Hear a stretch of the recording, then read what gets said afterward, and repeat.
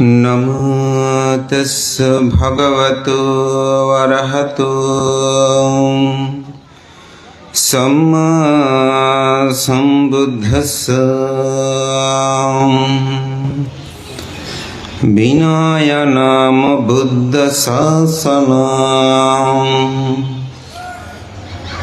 विनयं टीटितो बुद्ध शासनं टीतं होति।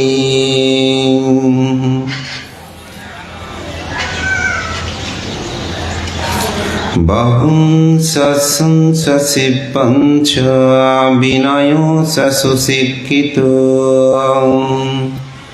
सुभाषित चयावचयितं मङ्गलमुत्तमम्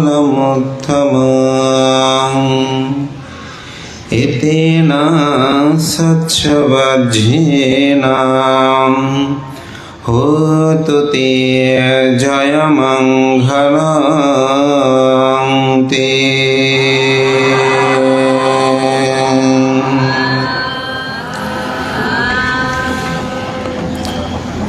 পটিয়া কেন্দ্রীয় বৌদ্ধ বিহার ও কল্যাণ প্রকল্প কর্তৃক সংঘরাজ পূর্ণাচার ভিক্ষু সংসদের তত্ত্বাবধানে 4 দিনব্যাপী ত্রিপিটক জয়ন্তী, ভিক্ষু সীমা প্রতিষ্ঠা, মহাবোধির চারারোপণ, সংঘদান ও সদ্ধর্ম সভার আজকের প্রথম দিনের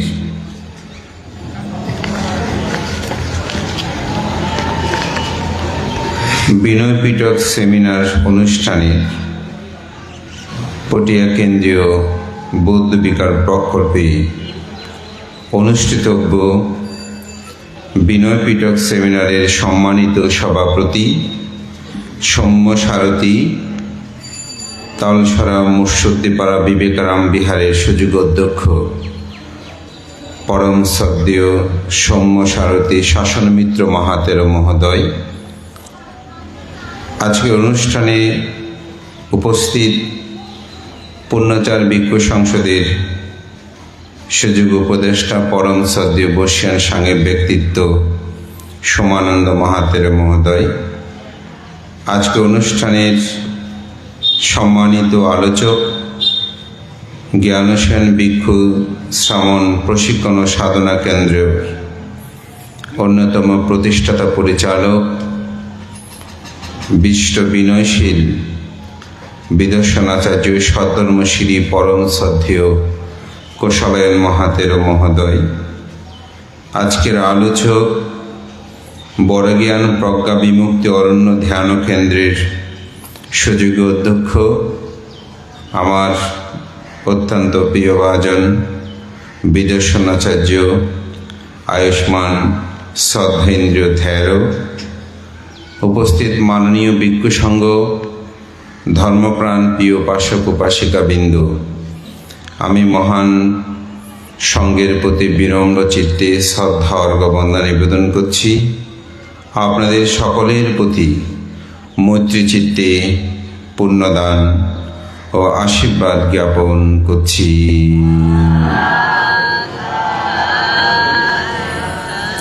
আমি অত্যন্ত অভিভূত, উদ্বেলিত, আমি অত্যন্ত প্রীত আনন্দিত। পটিয়া কেন্দ্রীয় বৌদ্ধ বিহার ও প্রকল্প সকল দায়ক দায়িকা এবং বিশেষ করে ত্রিপিটক রিসার্চ সোসাইটি ও নালন্দা সদ্ধর্ম শিক্ষালয়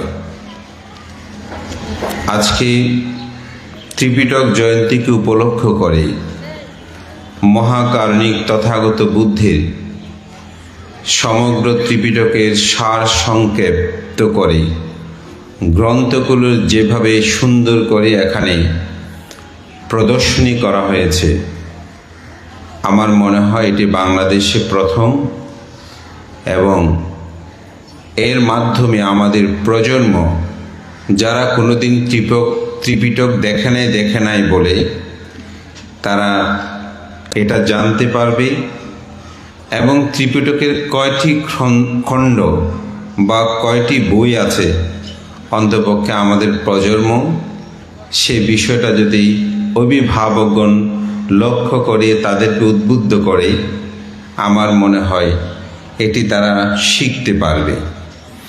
আমার বিহারে যখন পাঠান পাঠ অনুষ্ঠান হয় তখন 24 প্রকার হেতুপত্র একটি চক্র করা হয়। অনেকে এটা পরে ঘুরতে ঘুরতে এই 24 প্রকার হেতুপত্রটা মুখস্থ হয়ে গেছে। তা আমি বলবো আমাদের পরম শ্রদ্ধেয় এই অনুষ্ঠানে যিনি নেপথ্যের অন্যতম কারিগর, বাংলাদেশ সংঘরাজ ভিক্ষু মহাসভার মহাসচিব, আন্তর্জাতিক খ্যাতিসম্পন্ন সাংঘিক ব্যক্তিত্ব, পটিয়া কেন্দ্রীয় বৌদ্ধ বিহার প্রকল্পের অন্যতম রূপকার মহোদক্ষ পরম শ্রদ্ধেয় ডক্টর সঙ্গপ্রিয় মহাস্তবীর মহোদয়, তিনি নেপথ্যে থেকেই পুণ্যময় অনুষ্ঠান আয়োজনের একটি অসাধারণ, আমি মনে করি প্রজন্মের কাছে বুদ্ধি বৃক্ষ রোপণ করার প্রত্যয়ে তিনি যে ত্রিপিটক প্রদর্শনীর মাধ্যমে ত্রিপিটক গ্রন্থের সার সংক্ষেপগুলো তুলে ধরে প্রতিটি গ্রন্থের নাম বড় করে ছাপিয়ে আমি মনে করি এক অনন্য দৃষ্টান্ত স্থাপন করেছেন। আমি তার জন্য আন্তরিকভাবে কৃতজ্ঞতা জানাই এবং শ্রদ্ধেয় ভান্তের প্রতি বন্দনা, ত্রিপিটক রিসার্চ সোসাইটি সহ সংশ্লিষ্ট সকলের প্রতি আমি পুণ্যদান করছি। মহাকারণিক তথাগত বুদ্ধ দীর্ঘ 45 বছর পর্যন্ত ধর্মদান করার পর কুশিনারার শালবৃক্ষ বনে যখন তিনি মহাপরিনির্বাপিত হলেন, তখন যারা স্মৃতিমান তারা স্মৃতিতে নিমগ্ন, যারা সমস্ত আশাবাদী ক্ষয় করেছেন তারা বুদ্ধের এই অনিত্যতাকে উপলব্ধি করছে, যারা পৃথক জন তারা অনেকে কান্নাকাটি করছে, কেন তথাগত বুদ্ধ পরিনির্বাপিত হলেন। জগৎগুরু মহাকারণিক তথাগত বুদ্ধকে আর তো দেখার সুযোগ আমরা পাব না, এই বলেই যখন অনেক ভিক্ষু সংঘ, অনেক দায়ক দায়িকা, উপাসক উপাসিকা, এমনকি দেব ব্রহ্মা সহ সকলেই যখন অনেকটা স্মৃতিমানতায় বিদ্যমান, তখন এক ভিক্ষু বলে উঠল যারা কান্নাকাটি করছে তাদেরকে, এই তোমরা বুদ্ধ পরিনির্বাপিত হচ্ছে, হাউ হুতাশ করার দরকার কি? উনি জীবিত থাকতে এটা করো, ওটা করবে না, এটা করলে পাপ হবে, ওটা করলে পাপ হবে না, এভাবে প্রায় সময় তিনি বিভিন্ন শিক্ষাবোধ দিতেন।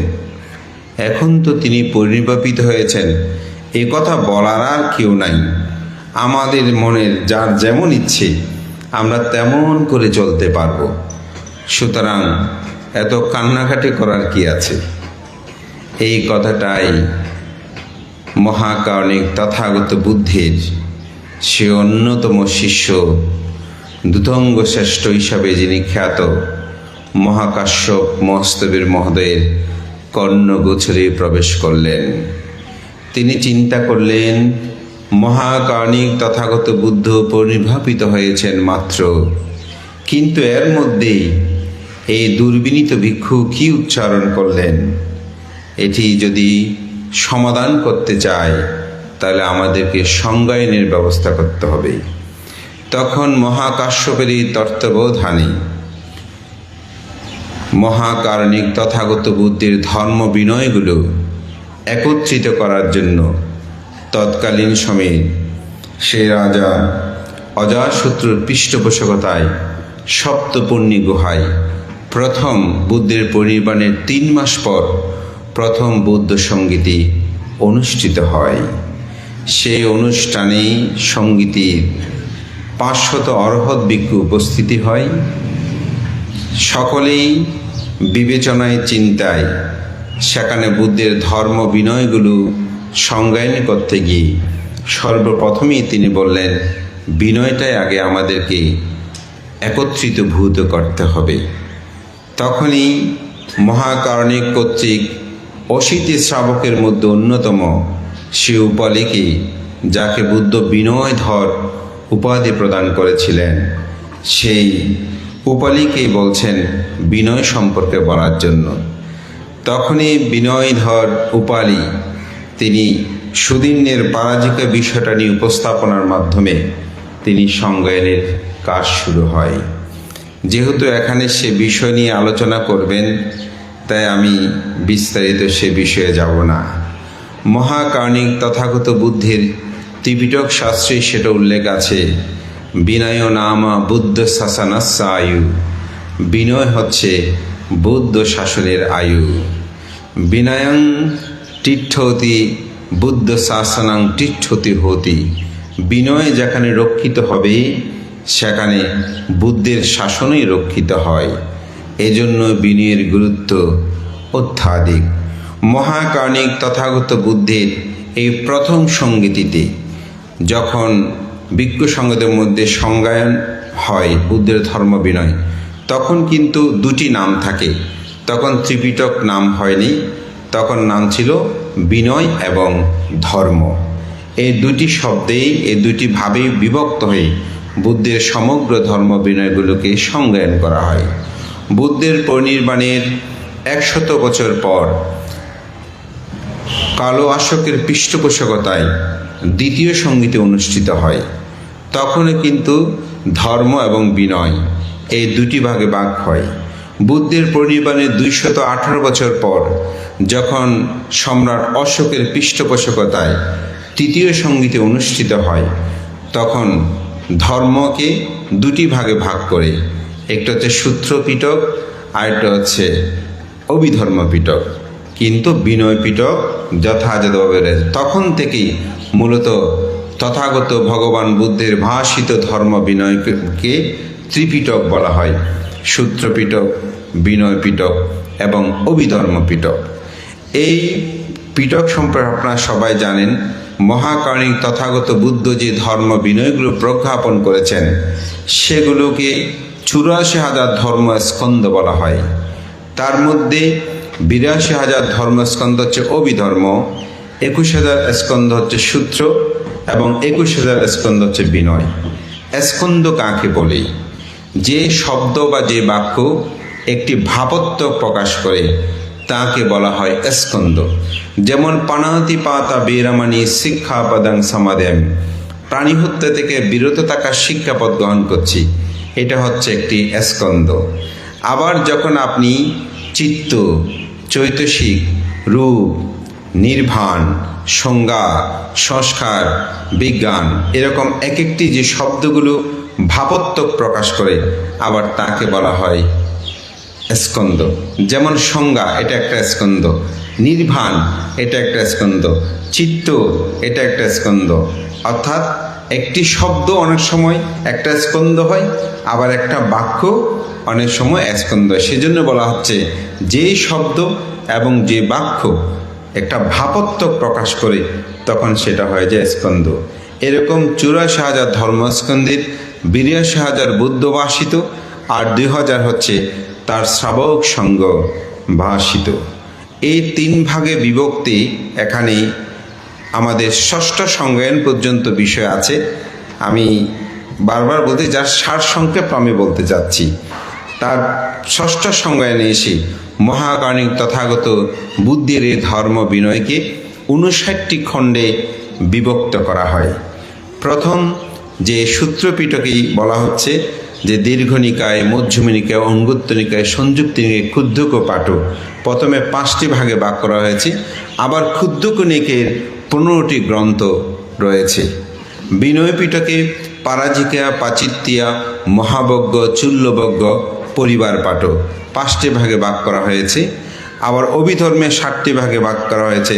ধর্মসঙ্গিনী, বিবঙ্গ, ধাতুকতা, পুগ্গলপৈত্তি, কথাবৌতুক, জমট, পাঠ্যান, এই 7টি ভাগে অভিধর্মকে বিভক্ত করা হয়েছে। তো বিনয় পিটকে যে 5টি গ্রন্থের কথা বলা হয়েছে, এখানে প্রথম হচ্ছে পারাজিকা। এটা আবার ক্ষেত্র বিষয়ে ভিক্ষু বিবঙ্গ, আবার পাচিত্যা ভিক্ষুণী বিবঙ্গ নামেও অনেক জায়গায় এটা উল্লেখ আছে।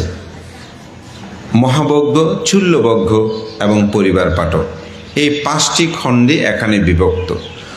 ভিক্ষুদের শীল বিনয়গুলোকে প্রতিপালনের করার ক্ষেত্রে মহাকার্ণিক তথাগত বুদ্ধর যে 4টি পরিষদ আছে, একটা হচ্ছে ভিক্ষু পরিষদ, আরেকটা হচ্ছে ভিক্ষুণী পরিষদ, একটা হচ্ছে উপাসক পরিষদ, আর একটা হচ্ছে উপাসিকা পরিষদ।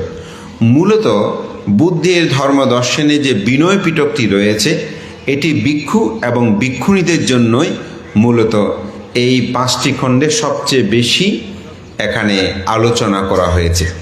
গৃহী বিনয়ের কথাগুলো মূলত সূত্র পিটকের বিভিন্ন সূত্রের মধ্যে এখানে সন্নিবেশিত রয়েছে গৃহী বিনয়, যার কারণে গৃহী বিনয়ে গেলে এই বিনয়টাকে শীল হিসাবে বিভক্ত করা হয়েছে। আবার যখন বিনয় সংক্রান্ত যেগুলো মহাকার্ণিক তথাগত বুদ্ধের শিক্ষাপদ বলা হয়, সেই শিক্ষাপদগুলো আবার বিনয় পিটকের মধ্যে আলোচনা করা হয়েছে। শীলের মধ্যে বিভাজনে শিক্ষণীয় পদগুলোর একটা বিষয় আছে।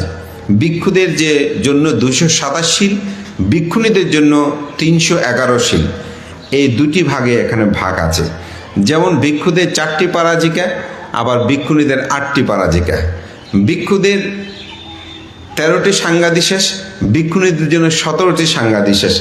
এইভাবে বিভিন্ন পার্থক্য বিদ্যমান রয়েছে। যেহেতু আলোচকগণ এখানে এগুলো আলোচনা করবেন, আমি জাস্ট শুধু একটু উদ্বোধক হিসাবে তার একটু ইঙ্গিত আমি প্রদান করছি।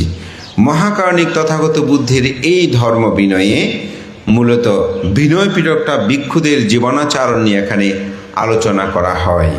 ভিক্ষুরা কিভাবে চলবেন, কিভাবে থাকবেন, তাদের জীবনাচরণ। ভিক্ষুদের কিছু বিনয় যেগুলো লঙ্ঘন করলে ভিক্ষুদের অপরাধ হয়, কিন্তু কোনো গৃহী যদি লঙ্ঘন করে তার অপরাধ হয় না। যেমন আপনি রাস্তায় যদি হাত নেড়ে নেড়ে নাড়াচড়া করে হাঁটেন, দায়কের কোনো অপরাধ নেই। কিন্তু একজন ভিক্ষু সেভাবে হাঁটতে পারে না, তখন তার অপরাধ হয়। একজন গৃহী তিনি যখন তার জীবনাচরণে যখন ইচ্ছে তখন সে খেতে পারে, তার কোনো অপরাধ হয় না। কিন্তু একজন ভিক্ষু তিনি যখন 12টার পরে আহার আদি গ্রহণ করেন, তখন তার অপরাধ হয়। কেন? এটাকে বলা হয় শিক্ষণীয় লঙ্ঘনজনিত অপরাধ। এই অপরাধগুলো বুদ্ধ যে শিক্ষাপথ আমি কমিটমেন্ট করেছি, এটা আমি পালন করব, যখন এটা আমি পালন করি তখন আমার জন্য এটা অপরাধ হয়, গৃহীদের জন্য এটা হয় না। অনেক তরুণরা এটা প্রশ্ন করে বা জানতে চায় যে ভান্তিদের এই বিষয়টা অপরাধ হয়, কিন্তু গৃহীদের কেন হয় না? কারণ গৃহীদের এই অপরাধ হবে না, কারণ তিনি গৃহী বিনয় এটা নেই। ভিক্ষুদের বিনয় এটাকে বলা হয় সেজন্য বুদ্ধ শিক্ষাপদজনিত লঙ্ঘন।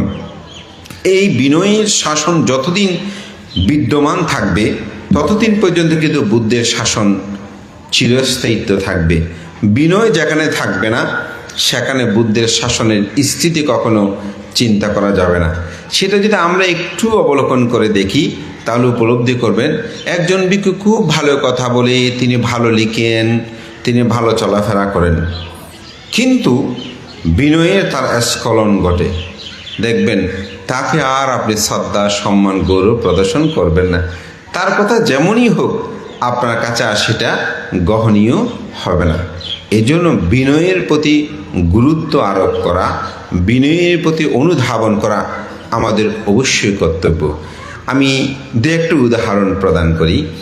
গতকালকেও আমি দেশনায় সেটা বলেছিলাম, আমাদের একজন মহান আচার্য বিশুদ্ধাচার্য মহস্তবের মহোদয়, তাকে নিয়ে তার সপ্তাহ ক্রিয়ার যে অন্ত্যেষ্টিক অনুষ্ঠানে যে ম্যাগাজিন নিভৃতি, সে গ্রন্থের একটা লেখনীতে আমাদের সাতবাড়িয়া ব্যাপারীপাড়া রত্নাঙ্কুর সভার সে অধ্যক্ষ উপসংরাজ ধর্মরক্ষিত মস্তবের মধ্যে তার এক লেখনীতে তিনি লিখছেন যে গাছবাড়িয়া 2000 থেকে তিনি ট্রেনে করেই তিনি গাছবাড়িয়া আসবেন।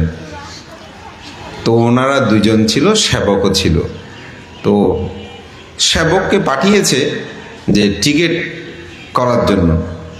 তো টিকিট করতে গিয়ে এখন গাড়ি, তখন তো হুইসেল দিত, ট্রেনে হুইসেল দিয়েছে, দ্রুত ভান্তি উঠে গেছে। ওদিকে সে লাইনে দাঁড়িয়েছে, দেখছে টিকিট নিয়ে যদি আসতে ট্রেন ছেড়ে দেবে, সে আর টিকিট না করে সেবকটা দ্রুত ট্রেনের মধ্যে উঠে গেছে। তো ভান্তে বলছে, টিকিট করেছো?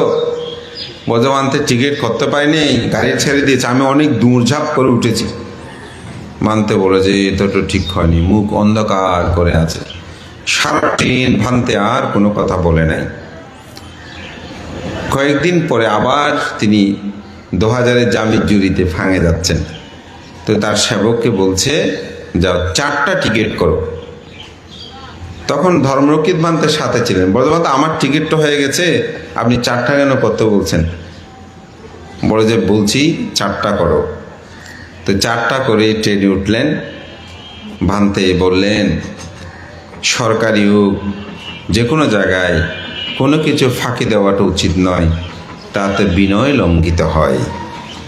ধর্মপ্রাণ প্রিয় উপাসক উপাসিকা বিন্দু, অর্থাৎ যেহেতু সেটা টিকিটটা করে নাই, কিন্তু টিটিও হয়তো তখন ধরে নাই, কিন্তু তার চিত্ত জগতেই বিনয়টাকে তিনি পোষণ করেছেন, যার কারণে তিনি ওই যে 2টা টিকিট করেনি, আবার যাওয়ার সময় তিনি 4টি টিকিট করেছেন। ধর্মপ্রাণ প্রিয় উপাসক উপাসিকা মাননীয় সঙ্গ, এইরূপভাবে আমাদের পুণ্যপুরুষরা বিনয়ের প্রতি অসাধারণ ছিলেন।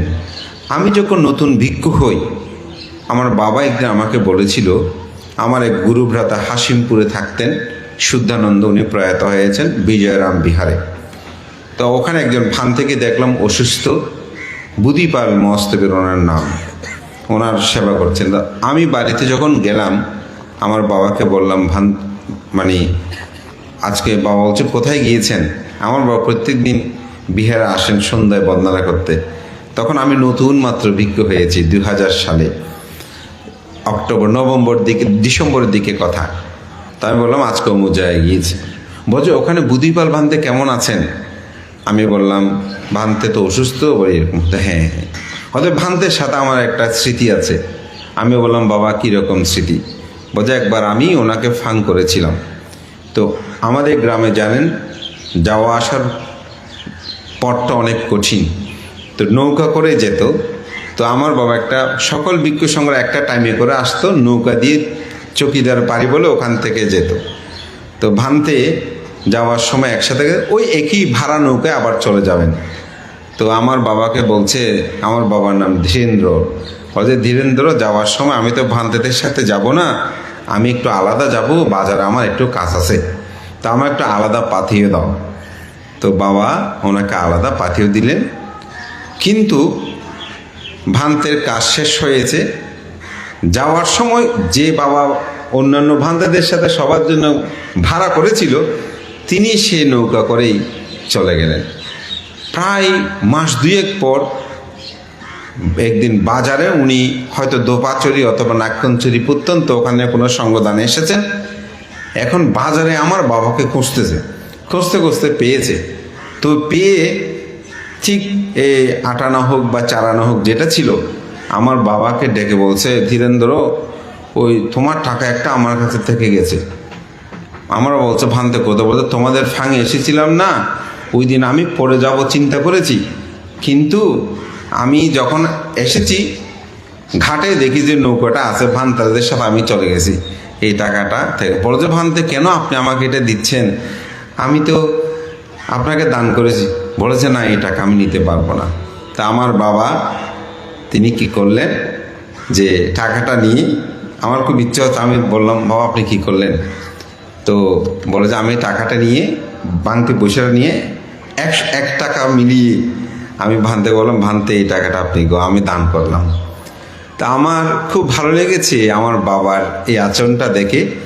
তিনি যেহেতু ভান্তে গ্রহণ করছেন না, আবার নিচে থেকে আরও কিছু দিয়ে ভান্তেকে দান করলেন। এইরূপভাবে বিনয় মানুষের জীবনকে আমি মনে করি উন্নত করেই আমাদের সঙ্গ সমাজকে।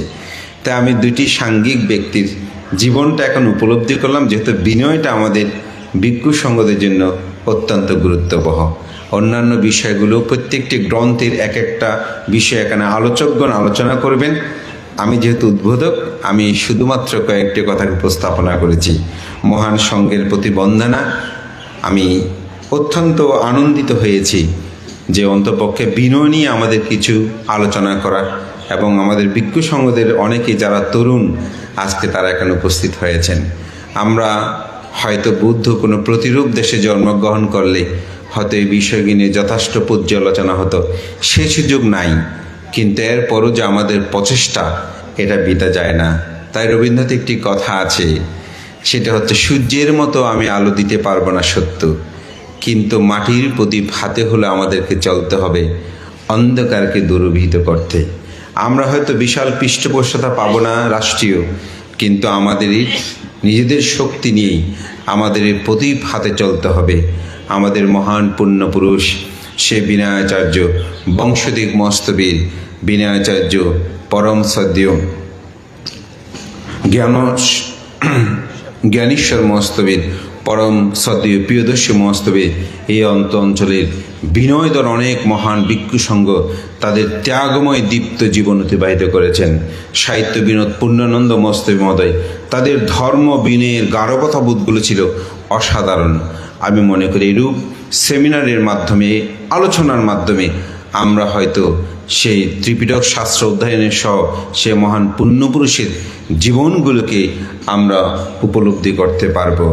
যারা কখনো তাদের বিনয়কে স্খলিত করেনি, তারা কখনো ধর্ম বিনয়ের বাইরে গিয়ে তাদের জীবনকে অতিবাহিত করতে চায়নি, সেই পুণ্যপুরুষের জীবনাচরণগুলো ছিল সেরকম আত্মত্যাগময় জীবন। তাদের এত যে প্রস্ফুটিত, এটি অতুলনীয়, অবর্ণনীয়। আমরা এমন দেখেছি যে একটু অবিনয়ে কথা বললেও ভান্তারা সে বিষয়ে কথা বলতে চাইতো না। আমাদের পরম শ্রদ্ধেয় আর্য শ্রাবক হিসেবে খ্যাত জ্ঞানেশ্বর মস্তবী মহোদয় সম্পর্কে যদি বলি, ওনার সম্মুখে বলছে এখন ধর্মদেশনা করবেন আর্য শ্রাবক জ্ঞানেশ্বর মস্তবী। স্পিকারটা নিয়ে বলছে, আমি কি তোমাকে বলেছি আমি আর্য শ্রাবক? কত আমিত্বহীন জীবন। কারণ বুদ্ধ বিনয়ী আমাদেরকে বলেছেন, কোনো ভিক্ষু মার্গজ্ঞান লাভ করলে সেটা যেন তিনি প্রকাশ না করে। এইরকমভাবে তাদের জীবনকে বিশুদ্ধতা আনয়ন করেছে। আমি মনে করি এই আলোচনাগুলো বৃথা নয়।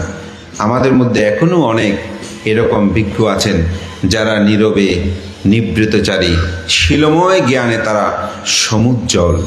হয়তো আমরা আমাদের এই চর্মচোখে দেখি না, অথবা অনুধাবন করতে চাই না। এটা আমাদের কাছে অত্যন্ত দুঃখ। আমরা কোনো ভিক্ষু যখন ভালো দেশনা করে মনে করি তিনি খুব ভালো ভিক্ষু, যখন এরকম বিল্ডিং করে, বিহার করে, আমাদের দায় দেয়কার মনে করে যে এই ভিক্ষুটা খুব ভালো। যখন উনি কোনো সংগঠনের সভাপতি সম্পাদক হয়, মনে করে যে এই ভিক্ষুটা, তিনি অনেক বইপত্র লিখেছেন, মনে করে তিনি অনেক বড় বানতে, উনার দ্বারা কিছু হয়েছে সমাজে। আসলে তার চেয়েও বেশি হয় যিনি আদর্শবান, যিনি বিনয়ী, যাকে আপনি এক চামচ স্বয়ং দান করলে মহা ফল হবে। তাই বিনয়ী ভিক্ষু সংঘদেরকে আপনারা সহযোগিতা করবেন। আমাদের অনেক বিনয়ী ভিক্ষু সংঘ মাঝে মধ্যে মন খারাপ করে। কেন মন খারাপ করে? বলে যে বিনয়ী অনুরূপভাবে চলতে গেলে আসলে বিহার করা, মুখ করা এগুলো কঠিন। এই কথাগুলো আমার গায়ে এবং অনেকের কাছে পড়তে পারে, কিন্তু আপনি সত্যটাকে সত্যই বলতে হবে, সত্যকে সত্যই বলতে হবে। বিহার করলে যে ভিক্ষু বড় হয়ে যাবে অনেক কিছু তা না। আমাদের দায়ী দেয়কেদের মধ্যে অনেকে আছে, পদে বানতে একটা আসলাম, এমনি চলাফেরা সব ভালো, কিন্তু বিহারের কোনো উন্নয়ন হয় না। বিহারের টাকা খোঁজে না, অমুক খোঁজে না। এখন টাকা খুঁজলে, টাকা নিতে পারলে মনে করে সে ভিক্ষুটা আসলে বিনয়ী কি আছে? কোনো ভিক্ষু জ্ঞাতি ছাড়া অপরের কাছ থেকে টাকা তিনি চাইতে পারে না। এখন যিনি চাইতে পারে সে ভিক্ষুটাই এখন আমাদের সমাজের মধ্যে প্রতিষ্ঠিত হয়। যিনি বিনয়ী, চলাফেরায় সংযত, কায় সংযত, বাক্য সংযত, মনসংযত, তাকে আমরা উপলব্ধি করতে হবে। তখন এই জন্য বিনয় পিটক নিয়ে, সেমিনার নিয়ে যখন আলোচনা হবে, আমি মনে করি সদ্য বান্তে এটা সূচনা করেছেন। বান্তের সাথে যখন আমাদের পূর্ণচারের মিটিং হচ্ছে, বলেছে বান্তে এটা জয়ন্তী কী করছেন? বোধ আমি সূচনা করেছি, তোমরা এটা বিস্তারিত করবে। তা আসলেই ভান্তের এটা সার্থক। এই অর্থে আমরা আলোচনাটা শুরু করেছি। এটার হয়তো ব্যাপ্তি হবে। আজকে এতগুলো ভিক্ষুর সঙ্গে এখন উপস্থিত, এতজন ভিক্ষুকে বসিয়ে বলাটা দেশনা ওনারা করেন, শোনেন না, কিন্তু আজকে শোনার একটা ব্যবস্থা হয়েছে। আমি মনে করি এটা আমাদের জন্য অত্যন্ত আনন্দের। এবং তরুণ প্রজন্মরা এই বইগুলো সবার সেলফে আছে, এগুলো কি কেমন, আপনারা যারা অভিভাবকবৃন্দ এসেছেন, ছেলে মেয়েদেরকে হাত ধরে এখানে 50 বার করে চক্কর দেবেন। 50 বার মানে কোন কোন বইগুলো মুখস্থ, ওদের মুখস্থ বিদ্যা খুব ভালো, তরুণরা দেখবেন এগুলো শিখে ফেলবে। 49টা বইয়ের নাম তাদের মুখস্থ হয়ে যাবে। মহান সঙ্ঘকে বন্দনা। আমি হয়তো প্রকৃত সত্য কিছু কথা বললাম আজকের আলোচনায়। আমরা বিনয়ী ধীমান পণ্ডিত ভিক্ষুর সঙ্গে আমরা দেখি আমাদের মহামান্য সেই পরম আচার্য প্রয়াত ডক্টর ধর্মসেন মস্তের মহোদয়, তিনি বলতেন, মানতে আমি তো বিহার টিহার কিছু করলাম, বলতে বিহার করা কি ভিক্ষুর কাজ? চিন্তা করতাম, বলতে বিনয় পড়ো টয়লেট করতে জানো? বানতে বসে চিটাকে বসে অন্যভাবে বলতেন, আমি একটু এভাবে বলছি। তো আমি চিন্তা করলাম বানতে কি বলে, বলতে ওই পিছনে একটা কৃপাচরণ বান্তের একটা টয়লেট দান করে একটু দেখে আসো।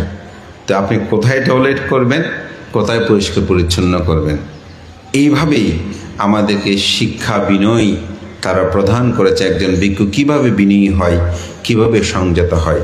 তা আমি মনে করি আজকের এই সুন্দর আয়োজনকে আমি সাধুবাদ জানিয়ে মহান সঙ্ঘকে বন্দনা কৃতজ্ঞতা জানাচ্ছি। এবং আজকের এই মহতি পুণ্যময় অনুষ্ঠানের বিশেষ করে বুদ্ধের শাসন সদ্ধর্মের স্থিতির জন্য যেটি সবচেয়ে বেশি প্রয়োজন, সে বিনয় পিটকের আজকের সেমিনারের শুভ উদ্বোধন ঘোষণা করছি।